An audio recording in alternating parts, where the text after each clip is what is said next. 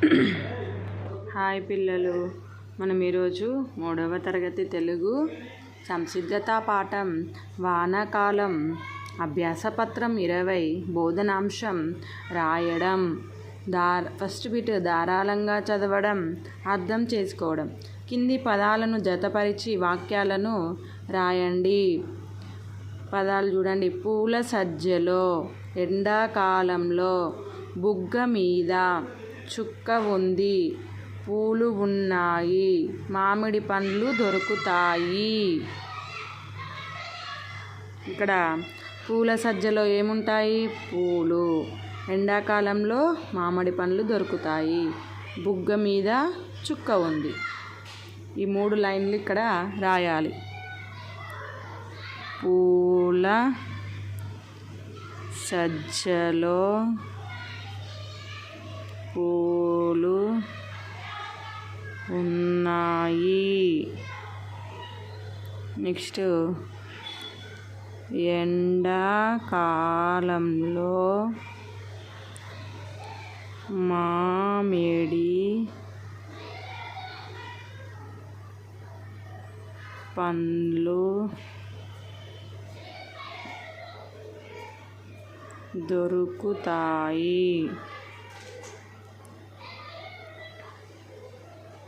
బుగ్గ మీద చుక్క ఉంది. ఈ విధంగా రాశాను. నెక్స్ట్, ఆలోచించి సొంతంగా రాయడం స్వీయ రచన. కింది పట్టిక ఆధారంగా వాక్యాలను రాయండి. సీమ గజ్జలు తాగింది, అరుణ బజ్జీలు చేసింది, శాలిని మజ్జిగ కావాలంది. ఇక్కడ పదాలు అనేటివి తారుమారుగా ఇచ్చాడు. మనం చూడండి. సీమ బజ్జీలు చేసింది. సీమ బజ్జీలు చేసింది. శాలిని గజ్జలు కావాలంది. శాలిని గజ్జలు కావాలంది. అరుణ మజ్జిగ తాగింది. అరుణ మజ్జిగ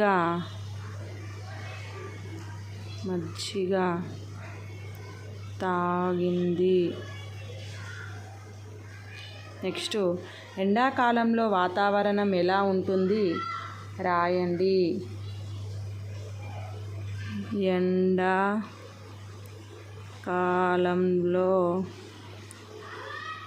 వాతావరణం చాలా వేడిగా ఉంటుంది.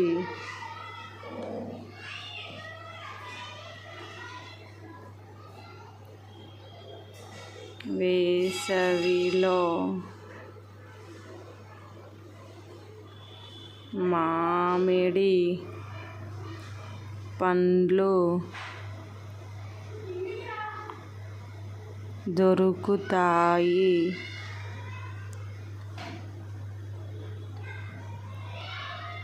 సూర్యుని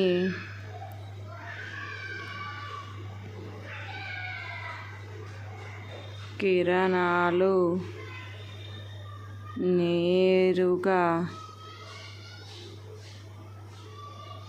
పడుతాయి. రాత్రిళ్ళు కూడా